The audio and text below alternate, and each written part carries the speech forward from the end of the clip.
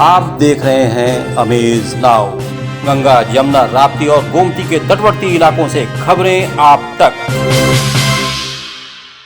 नमस्कार, सत्य घटना के नए अंक के साथ मैं सुगंधा। शुरुआत करते हैं आज की मुख्य घटनाओं से।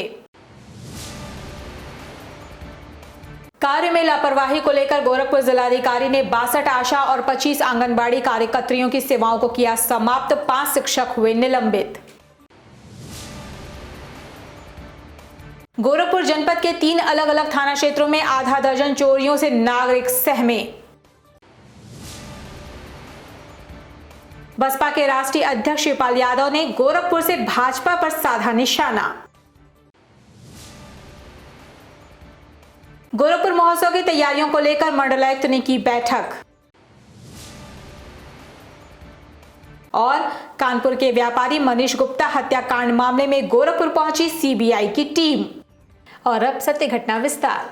कार्यों में लापरवाही बरतने वाली आशा कार्यकर्त्री, आंगनबाड़ी और शिक्षकों पर गोरखपुर जनपद में जिलाधिकारी विजय किरण आनंद ने कड़ी कार्रवाई करते हुए 62 आशा कार्यकर्त्री, 25 आंगनबाड़ियों कर्मचारियों की सेवा समाप्त करने के साथ ही 5 शिक्षकों को भी सस्पेंड कर दिया है। इस संबंध में जिलाधिकारी विजय किरण आनंद ने बताया कि दस्तक अभियान, कोविड टीकाकरण सहित अन्य कई अभियान चलाए जा रहे हैं, लेकिन इन कर्मचारियों के लगातार अनुपस्थित रहने की शिकायत पर इनको नोटिस दिया गया था, लेकिन इनके कार्यों में सुधार नहीं हुआ, जिस कारण ये कार्रवाई की गई। कोविड टीकाकरण और विभिन्न स्वास्थ्य संबंधित अभियान चल रहे हैं, दस्तक अभियान, नियमित टीकाकरण, संस्थागत प्रसव आदि, और लगातार 3 महीने से कार्यशाला करने के बावजूद और नियमित रूप से समीक्षा करने के बाद कुछ आंगनवाड़ी और आशा कार्यकर्ताओं द्वारा लगातार अनुपस्थिति एवं नदारत रही हैं। उनको नोटिस देने की कार्रवाई प्रारंभ की गई थी और उसके संतोषजनक जवाब या कार्य में सुधार ना होने के कारण स्वास्थ्य विभाग द्वारा और आंगनबाड़ी विभाग द्वारा उनकी सेवा समाप्ति की गई है। और निरंतर जो अच्छा काम करने वालों को पुरस्कृत किया जाएगा और जहाँ पे लक्ष्यानुरूप कार्य नहीं होगा, वहाँ शासन की मंशा के प्रतिकूल काम किया जाएगा, वहाँ पे उत्तरदायित्व निर्धारित करने की कार्रवाई की जाएगी। बीते 24 घंटे में गोरखपुर जनपद के 3 थाना क्षेत्रों में चोरी की घटना को अंजाम देकर चोरों ने जनपद की पुलिसिंग व्यवस्था पर सवालिया निशान लगा दिया है। इन बेखौफ चोरों ने जनपद के शाहपुर, पिपराइच और गोला थाना क्षेत्र में चोरी की घटना को अंजाम देते हुए लाखों रुपयों के जेवरात और नकदी पर हाथ साफ कर फरार हो गए। आपको बता दें कि इन अज्ञात चोरों ने शाहपुर थाना क्षेत्र में चरगावा ब्लॉक कर्मचारी राम सेवक, पिपराइच थाना क्षेत्र के भिसवा गांव निवासी विद्या पांडे के घर का ताला तोड़कर लाखों रुपयों के जेवरात सहित लगभग 2.5 लाख नकदी पर हाथ साफ कर फरार हो गए। तो रात्रि में, मंगलवार रात्रि में जानबाज साहब चोर हेले और ये चोरी किए। हमको जानकारी सुबह कल 7 बजे हुआ। हाँ, तो पुलिस को आपने सूचना कब दिया? पुलिस को सूचना जानबा वहाँ से मेरा लड़का आया तो पुलिस को सूचना 100 नंबर पर फ़ोन करके किया। लगभग कितने बजे? लगभग 7:30 बजे, 7:30 बजे। पूरा परिवार जो है घटना के दौरान कहाँ पर था आपका? पूरा परिवार मेडिकल कॉलेज में था, घर में ताला मारी हुई थे। मेरी पतोह, मेरी नाती मेडिकल में भर्ती हैं, आज भी भर्ती हैं। तो वहीं गोला थाना क्षेत्र में एक साथ 5 घरों में भीषण चोरी की घटना को अंजाम दिया है। प्रगतिशील समाजवादी पार्टी के राष्ट्रीय अध्यक्ष शिवपाल सिंह यादव ने आज गोरखपुर में बीजेपी पर जमकर निशाना साधा। जनपद के तारामंडल स्थित सर्किट हाउस में मीडिया से बात करते हुए शिवपाल यादव ने केंद्र और राज्य सरकार को घेरते हुए कहा कि जुमलों से सरकार नहीं चलती। 15-15 लाख रुपए देने और अच्छे दिन का वादा किया था, लेकिन भाजपा की सरकार ने कुछ भी नहीं किया। उन्होंने आगे कहा कि सरकार किसानों के हित की बात तो करती है, लेकिन किसान विरोधी काम कर रही है। कृषि कानून जो आया है, किसान विरोधी कानून जो आया है, और ये किसान विरोधी कानून उसी तरीके का है जिस तरीके से निजीकरण करके जितनी भी लाभदायक संस्थाएं थीं वो कुछ ही उद्योगपतियों को सौंपी जा रही हैं, जैसे रेल, एयरपोर्ट, टेलीफोन और टेलीफोन से के साथ साथ बिजली भी दी जा रही है। तो ये सब देखिए एक तरह से जनता का शोषण होगा इससे। गोरखपुर महोत्सव की तैयारियों को लेकर आज कमिश्नर रवि कुमार एनजी की अध्यक्षता में एक बैठक कमिश्नर सभागार में संपन्न हुई। बैठक के दौरान गोरखपुर महोत्सव की तारीख और स्थान के साथ ही अन्य विषयों पर चर्चा की गई।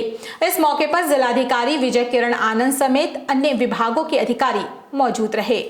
पैराबिंदु महोत्सव का गोरखपुर महोत्सव का आयोजन हेतु निर्धारित तिथियों कार्यक्रम स्थल की चर्चा। ये विगत 3 वर्षों से गोरखपुर में कानपुर के रियल एस्टेट कारोबारी मनीष गुप्ता हत्याकांड की जांच करने गुरुवार की देर शाम सीबीआई की 6 सदस्यीय टीम गोरखपुर पहुंची। सीबीआई के गोरखपुर पहुंचने के बाद आरोपित पुलिसकर्मियों और उनके मददगारों में हड़कंप मच गया है। आपको बता दें कि बीते 27 अक्टूबर की रात कानपुर के प्रॉपर्टी डीलर मनीष गुप्ता की रामगढ़ताल थाना क्षेत्र के एक होटल में पीटकर हत्या कर दी गई थी। इस मामले में मनीष गुप्ता की पत्नी मीनाक्षी ने रामगढ़ताल थाने पर तैनात रहे इंस्पेक्टर जेएन सिंह, दरोगा अक्षय मिश्रा सहित 6 पुलिस वालों पर पति की हत्या का मुकदमा दर्ज कराया था, जो अभी भी जेल में हैं।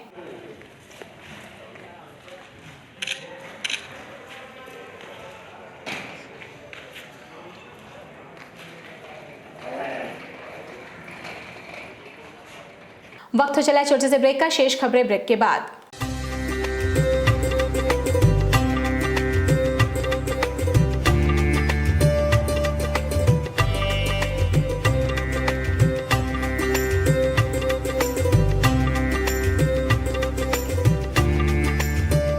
हर साल ये तुलसी विवाह देखते जब बड़े हो गए तो हम लोग सोचे कि मम्मी पापा लोग छोटे में करते हैं, इसको हम लोग बृहद रूप से करें। तो यही दिमाग में मेरे आया। उसके बाद हम लोग अपने एक संस्था बनाए, कान्हा सेवा संस्था। उसमें तुलसी विवाह भी करते हैं, बारात भी निकालते हैं और एक लड़की की शादी भी करते हैं, गरीब लड़की की शादी।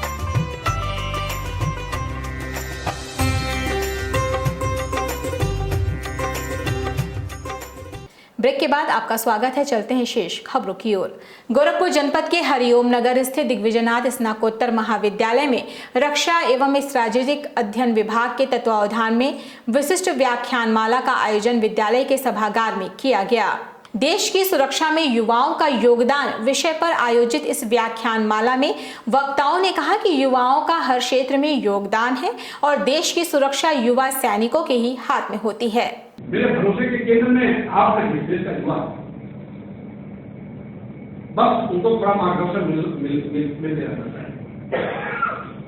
राष्ट्रीय सुरक्षा बड़ा व्यापक शब्द है। यहाँ हमारे बैठे हैं हर जी बैठे हैं। राष्ट्रीय सुरक्षा बड़ा व्यापक शब्द है। इसके दायरे में वो बहुत सारी चीजें आती है, जिसमें से डिफेंस फोर्सेज या सीमाओं की सुरक्षा, जिसको सुरक्षा कहते हैं, डिफेंस कहते हैं, केवल उनका एक छोटा कंपोनेंट मात्र है। राष्ट्रीय सुरक्षा एक बड़ा फलक है, एक बड़ा आयाम है। शिया वक्फ बोर्ड उत्तर प्रदेश के सदस्य वसीम रिजवी द्वारा लिखी गई विवादित पुस्तक को बैन करने, वसीम रिजवी और नरसिंहानंद की गिरफ्तारी और त्रिपुरा में मस्जिदों की हिफाजत की मांग को लेकर मुस्लिम समाज के लोगों ने डीएम कार्यालय पर प्रदर्शन करते हुए महामहिम राष्ट्रपति को संबोधित ज्ञापन जिलाधिकारी को सौंपा। प्रदर्शन का नेतृत्व कर रहे लोगों का कहना है कि वसीम रिजवी ने पैगंबर इस्लाम हजरत मोहम्मद सल्लल्लाहु अलैहि वसल्लम की जिंदगी पर विवादित पुस्तक लिखकर नया बखेड़ा खड़ा कर दिया है। वसीम रिजवी जो मुसलसल पैगंबर आज़म सल्लल्लाहु अलैहि वसल्लम की शान में गुस्ताखी कर रहा है और अभी हाल ही में एक विवादित किताब भी लिखी, उसको फौरी तौर से गिरफ्तार किया जाए और उसकी किताब पर बैन लगाया जाए। वेतन संबंधी मानक तय करने की मांग को लेकर कार्य बहिष्कार कर रहे मीटर रीडिंग कर्मचारियों का कार्य बहिष्कार आज भी जारी है। विद्युत मजदूर पंचायत के बैनर तले आंदोलनरत विद्युत कर्मचारियों की मांग है कि उनका वेतन संबंधित मानक तय कर उन्हें 15,000 रुपए मासिक वेतन दिया जाए।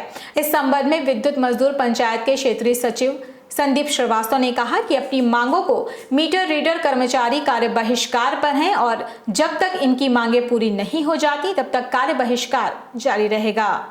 ये कार्य बहिष्कार हमारा ये चौथा या 5वां दिन से चल रहा है और इनकी मांग पर अभी विचार नहीं कर रहे हैं। इनके जो जोनल मैनेजर हैं अभी तक ये बात करने नहीं आए मीटर रीडर से, और हमने कल पत्रक अधीक्षण अभियंता और मुख्य अभियंता और ऊर्जा मंत्री और मुख्यमंत्री तक लगातार हमने भेज दिया है संगठन के पैड पर कि इनकी बातों को विचार किया जाए और इनका जो मानदेय है वह मानदेय 15,000 का मानदेय है उसको दिलाया जाए, क्योंकि ये मीटर रीडर सुबह 8 बजे से शाम को 7 बजे तक काम करते हैं, लोगों को बिल मुहैया कराते हैं, जिससे पावर कॉरपोरेशन के राजस्व की बढ़ोतरी होती है। और ना तो इनका प्रिंटर दिया जा रहा है इनको, और ना इनको मशीन दिया जा रहा है, और ना मोबाइल, ना तो इनका पिछले महीने इनका तनख्वाह भी नहीं मिला अभी तक, और पूरा त्यौहार बीत गया। बताइए कैसे ही काम करेंगे। जिलाधिकारी और वरिष्ठ पुलिस अधीक्षक के निर्देश पर आबकारी विभाग गोरखपुर द्वारा चलाए जा रहे प्रवर्तन अभियान के तहत जनपद के राजघाट क्षेत्र के संदिग्ध स्थानों पर आबकारी विभाग और पुलिस विभाग की संयुक्त टीम ने 25,000 किलो लहन नष्ट करने के साथ ही भारी मात्रा में अवैध कच्ची शराब बरामद करने में सफलता प्राप्त की है। आबकारी और पुलिस की संयुक्त टीम ने ये कार्रवाई जनपद के राजघाट थाना क्षेत्र के अमृतानी में कच्ची शराब बनाने के संदिग्ध अड्डों पर की है, जहां से टीम ने 350 लीटर कच्ची शराब बरामद की है। इस संबंध में आबकारी निरीक्षक राकेश कुमार त्रिपाठी ने बताया कि जिलाधिकारी के निर्देश पर कच्ची शराब के कारोबारियों पर लगातार कार्रवाई की जा रही है। अधिकारी महोदय के निर्देश पर जनपद गोरखपुर में आबकारी विभाग द्वारा लगातार प्रभावी प्रवर्तन कार्य किया जा रहा है। उसी के क्रम में जो है आज की भी कार्रवाई हुई है। आज हम लोग सुबह 5:30 बजे से थाना राजघाट के अंतर्गत चक्रा अमृतानी का क्षेत्र है ये, यहाँ पर दबिश की कार्रवाई की जा रही है।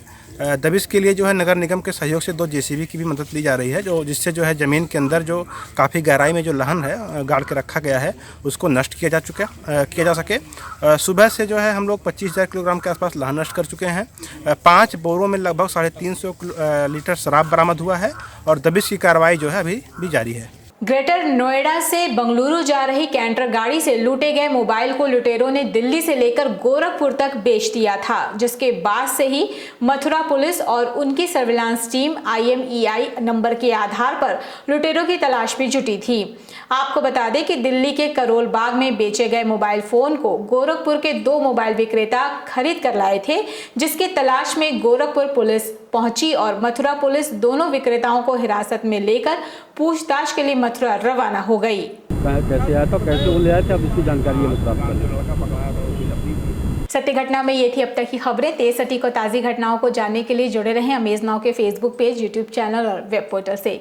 इस संग में बस इतना ही। अगले एक में आपसे फिर से होगी मुलाकात, तब तक के लिए हमें इजाजत दीजिए। नमस्कार।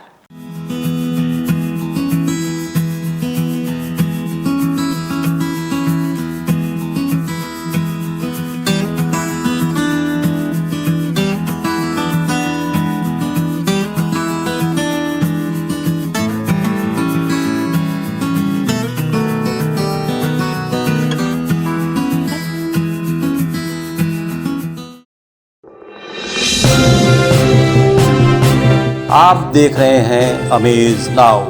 गंगा, यमुना, राप्ती और गोमती के तटवर्ती इलाकों से खबरें आप तक।